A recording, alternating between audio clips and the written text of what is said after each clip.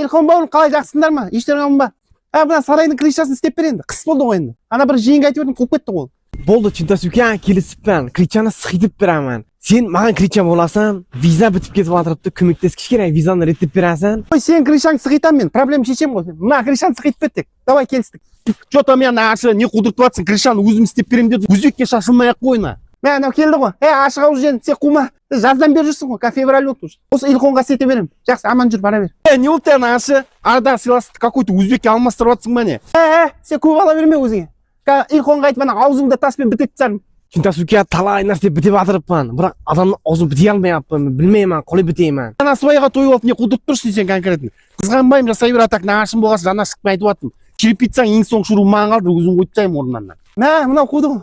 Сен мен крышамды ағыласың, ана өзің крышаңды қаратып алшы, қуып тұрсың ғой сен. Нағашы, атақ қара өзіңе. Өсе бер нағашы жалындап, тілеймін саған ішлік, өмір, достық, махаббат дейді ғой ona. Құрсын, мынау тост айтып кетті құрсын. Илхоны әкеттік құрсын, қуды.